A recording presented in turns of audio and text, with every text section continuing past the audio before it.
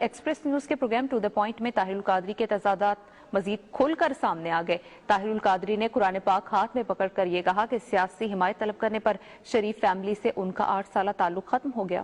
یہی وجہ بنی میرے تعلقات کے ختم ہونے کی۔ میں نے اگلے خطبہ جمعہ میں جب خطاب جمعہ کیا، جس میں محترم میاں شریف صاحب مرحوم بھی تشریف فرما تھے، نواز شریف صاحب بیٹھے ہوئے ہیں، شہباز شریف صاحب بیٹھے ہیں، پورا خاندان بیٹھا ہے، ویڈیو میں نظر آتے ہیں۔ میں نے ان کی موجودگی میں منبر رسول پہ یہ ساری باتیں کہہ دی، یہ چانگا مانگا کا بھی کہہ دیا کہ انکار کر دیا، اور کہا کہ آج میں جا رہا ہوں، میری زندگی کا آخری خطبہ جمعہ، ہمارا تعلق کٹ گیا۔ ہمارا تعلق اس شرط پر تھا کہ مجھ سے یہ سیاسی مدد نہیں مانگیں گے اور میں ان سے کوئی مالی مدد نہیں لوں گا۔ میں قرآن مجید پہ آپ کے پروگرام میں ہاتھ رکھ کر 20 کروڑ عوام کی خاطر کہہ رہا ہوں۔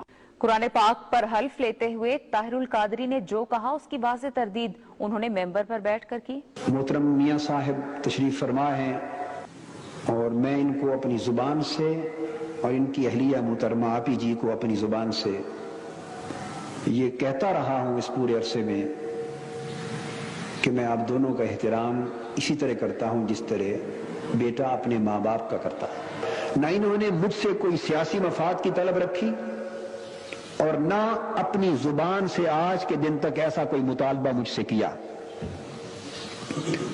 میں آپ کو سچ بتانا چاہتا ہوں تاکہ کسی کو کوئی غلط فہمی نہ ان کی نسبت رہے نہ میری نسبت رہے۔ بنیادی اعتراض ہے اس پر کہ آپ نے یہ کہا تھا کہ آپ نے کبھی انہوں نے آپ سے کوئی سیاسی فائدہ لینے کی کوشش نہیں کی، بعد میں آپ نے کہا کہ انہوں نے یہ کہا تھا اور آپ نے آخری خطبے میں کہا، یہ آخری خطبہ ہے جو کہ شیئر کیا گیا ان کی طرف سے۔ میں اب اس تفصیلات میں نہیں جانا چاہتا۔ توہین رسالت کے قانون جیسے سنجیدہ معاملے پر بھی طاہر القادری کی تضاد بیانی کوئی ڈھکی چھپی نہیں، کیونکہ وہ یہ واضح کر چکے ہیں کہ اس قانون کا اطلاق غیر مسلموں پر نہیں ہوتا۔ Whatever the law of blasphemy is not applicable on non-Muslims. I personally belong to Hanafi school of law.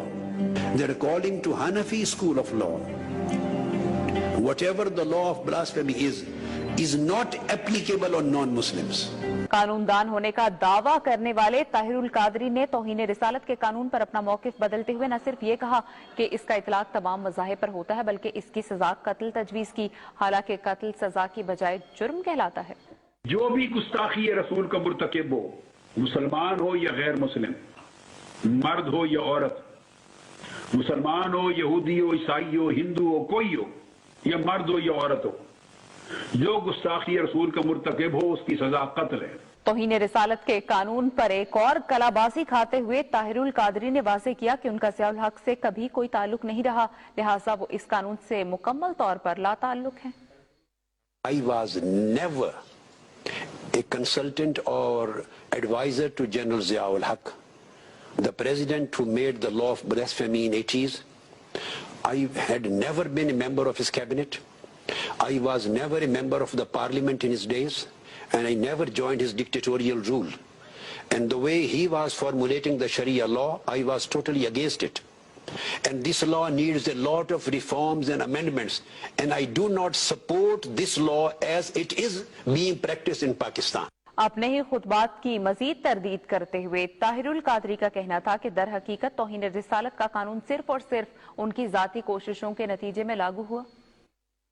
تحفظ حرمت رسالت اور ناموس رسالت کا قانون جو توہین رسالت کے باب میں 295C، یہ صرف اور صرف آپ کے اس خادم اور آپ کے بھائی کے ذریعے اللہ نے بنوایا ہے، اس میں کسی اور کا کنٹریبیوشن نہیں ہے۔ There is no contradiction.